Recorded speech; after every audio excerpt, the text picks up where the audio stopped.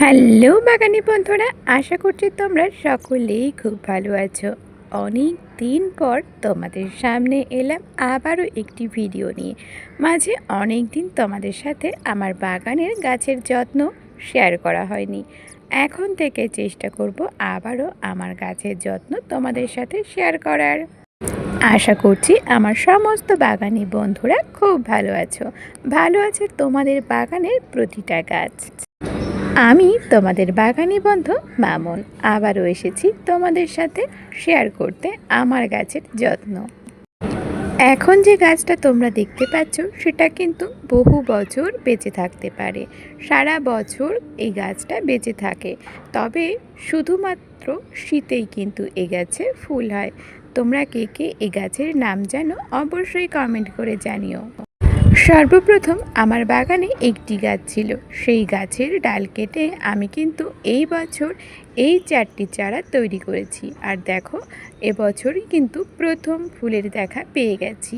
Mother গাছটাতে এখনও ফুল আসেনি, ফুল আসলে তোমাদের সাথে আবারও শেয়ার করব। খুব একটা যত্ন প্রয়োজন হয় না। প্রত্যেক মাসে আমি একবার NPK 19-19 স্প্রে করে থাকি। আমরা চাইলে জলে গুলে আমরা টবের মাটিতে দিতে পারি। সরিষার খোল খাবার হিসাবে ব্যবহার করতে পারি প্রত্যেক মাসে একবার করে। আর শীতকালে যেহেতু ফুল হয় সেই সময় কিন্তু আমরা দুবার এই খাবারটা দিতে পারি। গাছ বসানোর সময় আমরা ভার্মি কম্পোস্ট ব্যবহার করতে পারি, অথবা গোবর সার, যে কোনো একটি দিয়ে আমরা মাটি তৈরি করে বসিয়ে রাখতে পারি। জল পরিমাণ মতো দিতে হবে সব সময়। আর রোগ পোকা হলে তখন কিন্তু আমি কীটনাশক ব্যবহার করি। রোগ পোকার আক্রমণ না হলে তখন কিন্তু আমি গাছে কীটনাশক ব্যবহার করি না। ছত্রাকনাশক হিসাবে আমি ব্যবহার করি গুঁড়ো হলুদ। গুঁড়ো হলুদ 1 লিটার জলে 1 চামচ দিয়ে 1 আইসক্রিম চামচ দিয়ে ভালোভাবে গুলে নিয়ে তারপরেই কিন্তু গাছের পাতা স্প্রে করে থাকি। এই গাছে আমার কিন্তু খুব একটা রোগ পোকা হয় না। আমার কাছে প্রায় 4 বছর ধরে এই গাছটি আছে, কখনো রোগ পোকার আক্রমণ হয়নি এখনো পর্যন্ত। তাই এখনো পর্যন্ত কিন্তু কীটনাশক ব্যবহার করিনি। প্রত্যেক মাসে অবশ্যই আমি হলুদ জলটা স্প্রে করে থাকি। তোমরা চাইলে বাজার থেকে কেনা ছত্রাকনাশকও কিন্তু ব্যবহার করতে পারো, তাহলে কিন্তু গাছটা খুব ভালো থাকবে।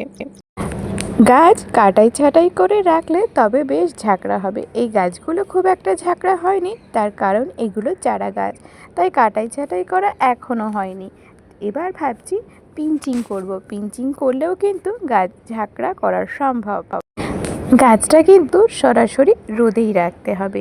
সারা বছর সরাসরি রোদ পায় কিন্তু এমন জায়গায় এই গাছগুলো আমি রেখেছি আমার ছাদ বাগানে। তোমাদের কার কার বাগানে এই গাছ আছে অবশ্যই জানিও। বর্তমানে এর 2টি রং দেখতে পাওয়া যায়। ফুলের নাম র্যাবিট ইয়ার। কার কার আছে